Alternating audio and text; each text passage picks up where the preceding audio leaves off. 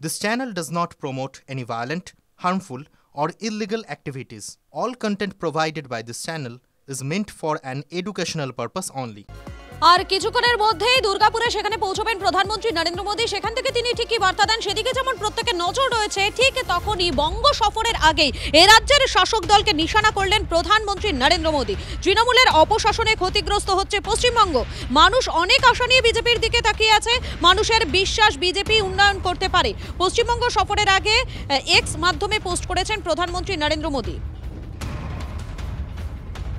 আপনারা দেখতে পাচ্ছেন, আপনাদেরকে দেখাচ্ছি বিহারের ছবিটা এই মুহূর্তে দেখাবো। বিহারে কিছুক্ষণ আগে প্রধানমন্ত্রী নরেন্দ্র মোদী তিনি রোড শো করেছিলেন, সেই মুহূর্তের ছবিটা দেখাচ্ছি আপনাদেরকে। দেখুন একবার সেই ছবিটা দেখাচ্ছি আপনাদেরকে।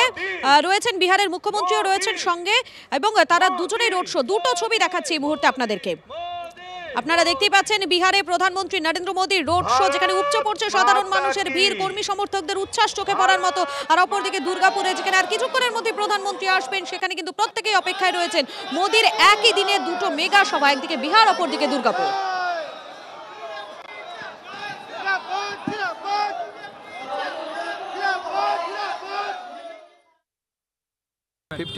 টোটাল সিট, এই 57 টোটাল সিটের মধ্যে বেশিরভাগ সিট, সিংহভাগ সিট ভারতীয় জনতা পার্টি জিতবে এবং স্ট্রাইক রেট 70% থাকবে কম করে। সেই কারণে কি মোদিজির সভার স্থল হিসেবে এটাকে বেছে নেওয়া? অবশ্যই, এটা তো রাঢ়বঙ্গ আমাদের গড়। উত্তরবঙ্গ যেরকম আমাদের গড়, সেরকম রাঢ়বঙ্গ গড়। সেই জন্য রাঢ়বঙ্গকে আমরা বেছে নিয়েছি। মাননীয় প্রধানমন্ত্রী এখানে বাংলার মানুষকে সম্বোধিত করবে এবং বাংলার কর্মীরা, যারা বিজেপির কর্মী, তারা উজ্জীবিত হয়ে ঝাঁপিয়ে পড়বে তৃণমূল নামক ভাইরাসকে দূর করার জন্য।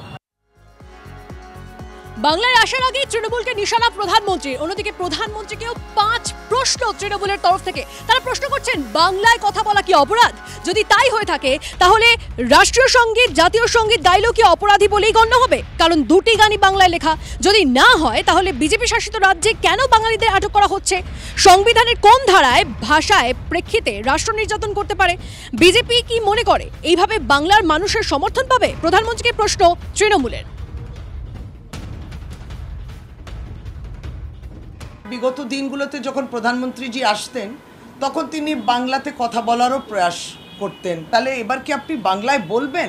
ভারতীয় জনতা পার্টির যে বিজেপি শাসিত রাজ্যগুলোতে যারা আমাদের পরিযায়ী শ্রমিকরা, যারা বাঙালি, বাংলা ভাষা বলছেন, তাদেরকে হেনস্থা করা হচ্ছে। প্রধানমন্ত্রীজি, আপনি এই বিষয়ে আজ অবধি নীরব রয়েছেন। আপনি কি দুর্গাপুরে আপনার ভাষণে বাংলা বলা, বাংলায় কথা বলাটা যে অপরাধ কি না, সেটা একটু বলবেন? বাংলার মানুষ সেটা শুনতে চায়। আজকে চিফ সেক্রেটারি, কজন বাঙালি চিফ সেক্রেটারি হয়েছে? মনোজ পান্থ, মিস্টার দ্বিবেদী, সব নন বেঙ্গলি। সুতরাং বাঙালি অস্মিতার কথা আমরা ওনার কাছ থেকে শুনবো না। আর আজকে দাঁড়িয়ে উনি বাংলাকে শেষ করে দিয়েছেন এবং আর আগামী দিনে শেষ করার জন্য উনি রোহিঙ্গা এবং অনুপ্রবেশকারীদের ঢোকাচ্ছেন। আজকে 2005 সালে যে মুখ্যমন্ত্রী, তখন মুখ্যমন্ত্রী ছিলেন না, উনি আজকে প্রতিবাদ করেছিলেন এই রোহিঙ্গাদের এগেনস্টে। আজকে উনি 180 ডিগ্রি টার্ন নিয়ে আজকে উনি রোহিঙ্গাদের পাশে দাঁড়াচ্ছেন। তার জন্য আজকে উনি মিছিল করছেন। বাংলার মানুষ বুঝে গেছে যা বোঝার। ফের ভিন রাজ্যে বাঙালিকে হেনস্থার অভিযোগ তৃণমূল কংগ্রেসের। মহারাষ্ট্র রানাঘাটে 2 মতুয়া ভাইকে 6 মাস ধরে জেলবন্দি করে রাখার অভিযোগ। বিজেপিকে ভোট দিয়েও বিজেপি শাসিত রাজ্যে হেনস্থার অভিযোগ। ভিডিও পোস্ট করে নরেন্দ্র মোদীকে নিশানা তৃণমূল সাংসদ সামিরুল ইসলামের। দয়া করে মতুয়া সম্প্রদায়ের কষ্টের কথা শুনুন এবং বাঙালি হেনস্থার জবাব দেন। সোশ্যাল মিডিয়া পোস্ট সামিরুলের। ভোটার কার্ড সবই আছে, তা সত্ত্বেও তাদেরকে মহারাষ্ট্র পুলিশ গ্রেপ্তার করেছে। তাই আমরা মমতা দিদির কাছে করজোড়ে অনুরোধ করছি, দিদি, যাতে এই ছেলে দুটোর একটা সুরাহ হয়। বিশেষ করে মতুয়ারা প্রধানমন্ত্রী বিজেপিকে ভোট দিয়া আমরা দিদি ভুল করেছি। মতুয়ার দায়িত্ব ওই সামিরুলকে দিতে হবে না। আমরুল, সামিরুল, এদেরকে মতুয়াদের দায়িত্ব নিতে হবে না। মতুয়াদের দায়িত্ব নেওয়ার জন্য ভারতীয় জনতা পার্টি আছে। উনি কি পোস্ট করেছেন আমি জানি না, কি অভিযোগে গ্রেপ্তার হয়েছে আপনি জানেন? আপনিও জানেন না। আপনি জানেন, আমি বলছি আপনিও জানেন না। আমার বক্তব্য হচ্ছে, দেশে আইন আদালত আছে, আর মতুয়াদের বিষয়টা দেখার জন্য মতুয়াদের নেতারা আছেন। সরাসরি আমরা দুর্গাপুরে নজর রাখবো, আর কিছু সময়ের অপেক্ষা, তারপরে বিহার থেকে সরাসরি নরেন্দ্র মোদী আসবেন দুর্গাপুরে, সেখানে নেহেরু স্টেডিয়ামে বক্তব্য রাখবেন। কিন্তু কি বার্তা দিতে চলেছেন তিনি বিজেপির যারা কর্মী তাদের উদ্দেশ্যে, এবং অবশ্যই তার নজর তো রয়েছে বিরোধীদের জন্য কি বলেন, কারণ এক্স হ্যান্ডেল ইতিমধ্যে আমরা সেই পোস্ট দেখেছি। আমি প্রদীপ্তর কাছে যেতে চাইবো। প্রদীপ্ত, কিছুক্ষণ আগে যখন বিহারে বক্তব্য রাখছিলেন প্রধানমন্ত্রী তখন বারবার মহিলাদের কথা বলছিলেন, আর এ রাজ্যে যখন তিনি তার বক্তব্য রাখবেন আর কিছুক্ষণ পর, সেখানেও কি মহিলাদের উদ্দেশ্যে কিছু বার্তা দিতে পারেন?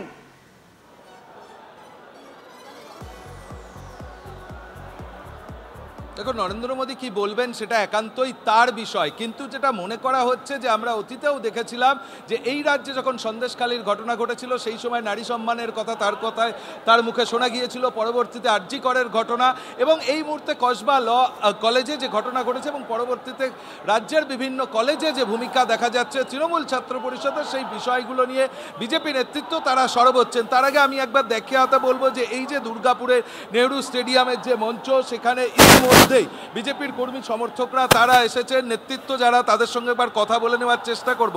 নরেন্দ্র মোদী কিছুক্ষণ আগে বিহারের যে সভামঞ্চ সেখান থেকে মহিলাদের বিষয়ে অনেকগুলো বার্তা দিয়েছেন, লাখপতি হওয়ার কথা বলেছেন, নিরাপত্তার কথা বলেছেন। এই রাজ্যের ক্ষেত্রেও কি সেই ধরনের বার্তার প্রয়োজন আছে? তো এই রাজ্যের ক্ষেত্রে তো ভারতবর্ষের সব থেকে বেশি প্রয়োজন আছে, যেখানে দিনে দুপুরে মানুষ ধর্ষণ হয়ে যাচ্ছে, রাস্তা দিয়ে চলতে চলতে ফ্লাইওভারের নিচে টেনে নিয়ে গিয়ে ধর্ষণ হয়ে যাচ্ছে, আর মুখ্যমন্ত্রী বলছেন 10 লাখ টাকা দেবো, 2 লাখ টাকা দেবো, মরে গেলে 2000 টাকা দেবো। লাশ চুরি করার জন্য, লাশ লুকিয়ে রাখার জন্য ধর্ষিতার পরিবারকে 10 লক্ষ টাকা আগেই ক্যাশ, টাকাটাকে দিচ্ছে 10 লাখ টাকা ক্যাশগুলো কোথার থেকে আসছে? কোনো ট্রেজারার থেকে নেই, চেক নেই, কিছু নেই। কে দিচ্ছে, কেন দিচ্ছে? মুখ বন্ধ করার জন্য। একেবারে দেখা যাক কি বক্তব্য রাখেন। আর কিছুক্ষণ পর ইতিমধ্যে শুভেন্দু অধিকারী পৌঁছে গিয়েছেন দুর্গাপুরে, আমরা সেই ছবিটাও দেখবো অবশ্যই। আরে আপনি কথা বলে নমস্কার।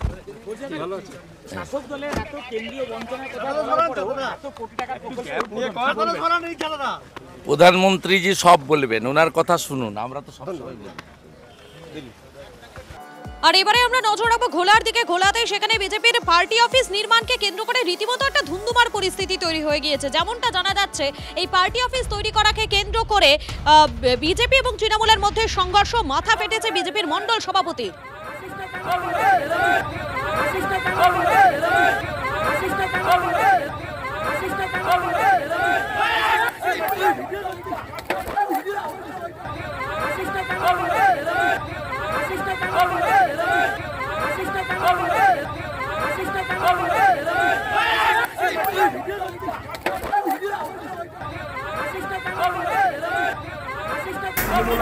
দুষ্কৃতী যারা এখানে ইউনিয়ন চালায় তাদের ওপারে ওদের পার্টি অফিস আছে।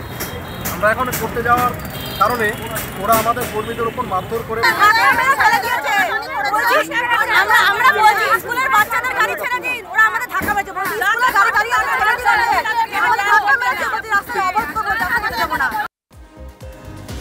पहलगाम हमलाकारी टीआरएफ के विदेशी जंगी संगठन घोषणा अमेरिकार पाकिस्तानी जंगी गोष्ठी लश्करी तैयबार सदस्य द रेजिस्टेंस फ्रंट पहलगाम हमलार परे तारा दाय स्वीकार करे बिबृति दिएছিল আর সেই সংগঠনকে সন্ত্রাসবাদী হিসেবে ঘোষণা আমেরিকার। টিআরএফ কে বারবার আড়ালে চেষ্টা পাকিস্তানের, কিন্তু সেই চেষ্টা ব্যর্থ। পাক প্রতিরোধ সত্ত্বেও টিআরএফ আন্তর্জাতিক জঙ্গি সংগঠনের তালিকায়। অপারেশন সিন্দুর এরপর ট্রাম্প পাকিস্তান সখ্য প্রকাশ্যে এসেছে। ট্রাম্পের নাম নোবেলের জন্য মনোনয়ন করেছে ইসলামাবাদ। পাক মদতপুষ্ট জঙ্গি সংগঠনের বিরুদ্ধেই কড়া পদক্ষেপ। ভোটমুখী বিহারে মোদী রোড শো। মোতিহারিতে প্রধানমন্ত্রীর রোড শো। বিহারে মোদীর সফর সঙ্গী নীতিশ কুমার। মিশন চম্পারণ মোতিহারি থেকে বিকাশের উদ্যোগ। সংসদের বাদল অধিবেশনের আগে ফের বৈঠকে আইএনডিআইএ জোট। শনিবার সন্ধ্যায় জোটের শীর্ষ নেতৃত্বের ভার্চুয়াল বৈঠক। কংগ্রেসের উদ্যোগে আয়োজিত এই আইএনডিআইএ জোট বৈঠকে যোগ দেবেন কি তৃণমূল নেত্রী মমতা বন্দ্যোপাধ্যায়? নজর সেদিকে। অসম রাইফেলসের তল্লাশি অভিযানে বড় সাফল্য। অরুণাচল প্রদেশের চালাংলাং জেলা থেকে প্রচুর অস্ত্র, গোলা বারুদ উদ্ধার। 3টি রাইফেল সহ 2টি AK সিরিজের অস্ত্র, একটি লাথোট, একটি আন্ডার ব্যারেল গ্রেনেড ও যুদ্ধের মতো জিনিসপত্র উদ্ধার হয়েছে। লাদাখে আকাশ প্রাইম মিসাইলের সফল পরীক্ষা। দেশীয় প্রযুক্তির প্রতিরক্ষা ব্যবস্থায় নয়া নজির গড়ল ভারত। লাদাখে উঁচু পাহাড়ি এলাকায় আকাশ প্রাইম মিসাইলের সফল পরীক্ষা হয়ে গেল বুধবার। আকাশ ওয়েপন সিস্টেমের আপগ্রেডেড ভার্সন আকাশ প্রাইম। রাঁচি পিসকা মোড় এলাকায় সরকারি স্কুল ভেঙে পড়ল। স্কুল বাড়ির ছাদের একটি অংশ ধসে একজনের মৃত্যু, আহত আরও 3 জন। স্কুলের বারান্দায় ঘুমাচ্ছিলেন এক বৃদ্ধ, আর ঘটনাস্থলেই তার মৃত্যু হয়। গত কয়েকদিন ধরে টানা বৃষ্টির কারণে এই দুর্ঘটনা বলে প্রাথমিকভাবে অনুমান। ফেতেলের একাধিক স্কুলে বোমাতঙ্ক, একযোগে রাজধানী 20টি স্কুল বোমা মেরে উড়িয়ে দেওয়ার হুমকি। তড়িঘড়ি একাধিক স্কুল ফাঁকা করতে হয়, হুড়োহুড়ির মধ্যে বাড়ি ফেরানো হয় পড়ুয়াদের। আর এই নিয়ে এই সপ্তাহে অর্থাৎ এই চলতি সপ্তাহে রাজধানীর 30টি স্কুল বোমা মেরে উড়িয়ে দেওয়ার হুমকি দেওয়া হয়েছে। স্বাভাবিকভাবে রাজধানীর স্কুলগুলোর নিরাপত্তা নিয়েই উঠছে প্রশ্ন। গঙ্গা যমুনা জল বিপদসীমার উপর দিয়ে বইছে। প্রয়াগরাজে বন্যার আশঙ্কা, অবিরাম বৃষ্টিতে জল বেড়েছে।